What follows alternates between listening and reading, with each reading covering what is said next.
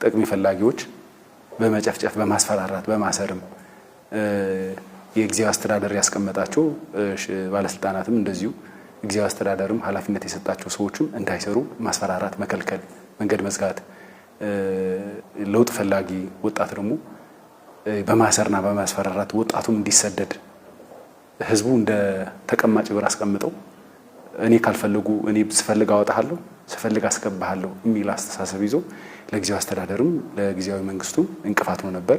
ለመንግስትም አሁንም የጌታቸው ረዳም የጊዜያዊ አስተዳደሩም የሰጠው መግለጫም በዚህ እንደዚህ የተያያዘ ነውና የትግራይ ህዝብ ከሌሎች ህዝቦች ጋር እንዳይገናኝ ከፌደራል መንግስት እንዳይነጋገር የሰላም የፕሪቶሪያ ስምምነት መሬት ላይ እንዳይዝ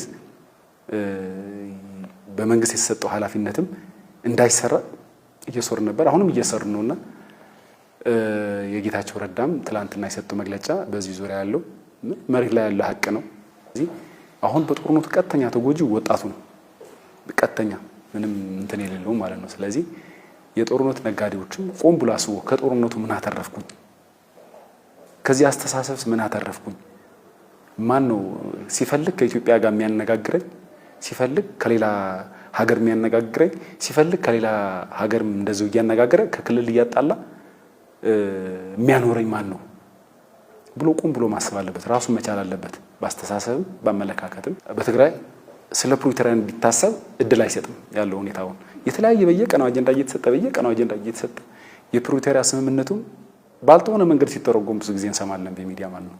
አብሶ ባንዳንድ ሊቃንን የሚሉ ማለት ነውና የመንግስት ፌደራልም በቃ ዋል የሆነ የነገ የሚለው ጉዳይ ሳይሆን በደንብ የፕሪቶሪያ ስምምነትም በራሱ እጅ አስገብቶ እንዲሰራበት ጊዜያዊ አስተዳደሩም ወጣቱ ስምምነቱ እንዲፈጸም ግንባር ቀደም ሆኖ ግራውንድ ላይ መሬት ላይ ተዋናይ ሆኖ መሄድ አለበት ባይ ነኝ።